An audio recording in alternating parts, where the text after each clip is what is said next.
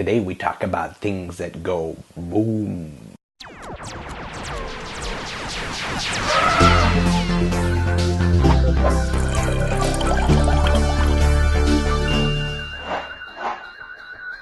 Yesterday in the UK we celebrated the national holiday of Bonfire Night. Every year we go out and spend millions of pounds on fireworks and light huge bonfires to remember the gunpowder plot that happened against the Houses of Parliament by Guy Fawkes back in 1605, which is why it's also known as Guy Fawkes Night. I'll not bore you with all the historic details, you can see that on the Wikipedia page, links in the description below. Fireworks, the explosive and awe-inspiring wonders that have baffled me since I was a kid, and now happily understand, all thanks to the world of science. Let's start with the small things and the basics. Sparklers. Sparklers, as you probably already know, are the little metal sticks that seem to have been dipped in some strange grey stuff, which funnily enough, they have. That strange grey stuff, when burned, is what obviously causes all those pretty little sparks that we all know and love. So how do they work? Well, it's simple-ish. That weird grey compound that we see in the sparklers is made up of 4 ingredients. First we have the fuel, which is usually just black powder or gunpowder that we know to be used in, well, guns.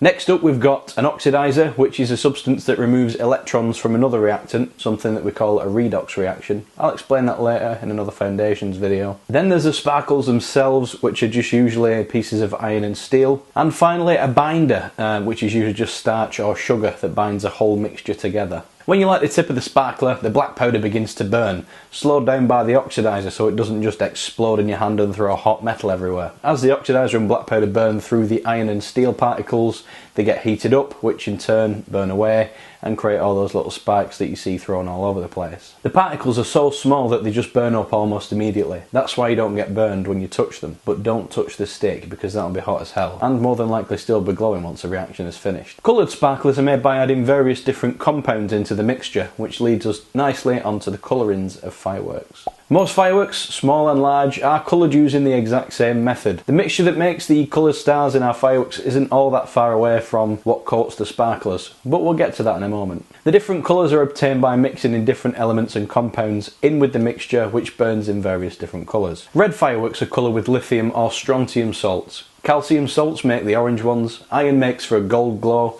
sodium for yellow, brilliant white is made by aluminium or magnesium, green from barium and chlorine, blue by copper, and the rest are a mixture of the above. Light purple, which is strontium and copper, the red and blue compounds mentioned seconds ago. That's the colour sorted, now how do we get them up into the air? Well, fireworks are made of these 4 basic components. You have a fuse, a bursting charge, some black powder, and finally, stars. The fuse kicks things off and ignites the bursting charge, which spreads and detonates the black powder and star mixture in the main chamber, or shell. Stars are made of a similar mixture as sparklers, as I said before, but instead of being spread over a stick and lit, they are compressed into a ball and then set off by the black powder to create all the little, well, stars that you see in the explosion. There are many different combinations of the above, some including a variant of the bursting charge to launch fireworks into the air, such as a mortar or rocket. So let's cover some of the different types. First off, we've got rockets, which are usually tubular in shape and have a launching charge which gets them up to a safe altitude.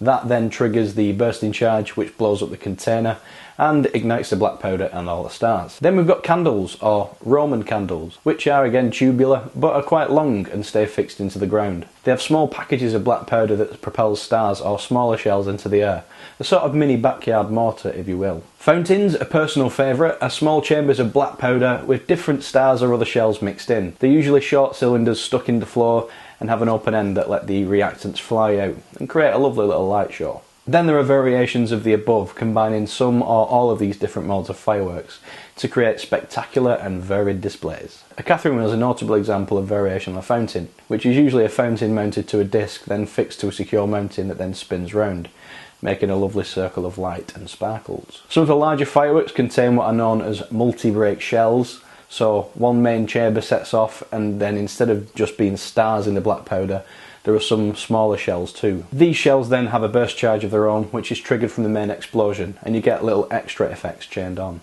Also in larger displays you'll notice the different shapes and explosions, like a disc or sphere.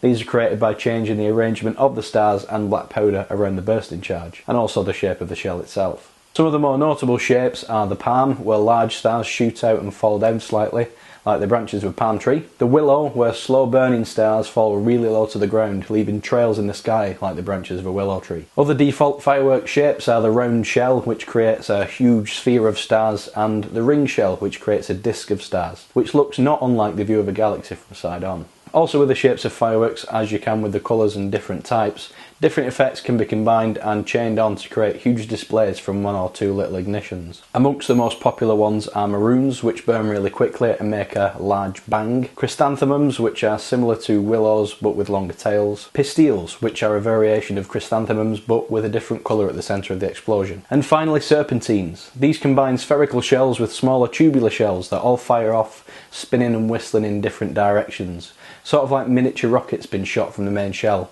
as opposed to stars. It's all very clever stuff. So when you're next at a firework display, why not try and pick out a few of the shapes and styles yourselves? Let me know in the comments section below how you get on. But for this rather explosive episode, that's all we've got time for. Don't forget to check out our website, Facebook and Twitter for the latest from us, and I'll see you next week.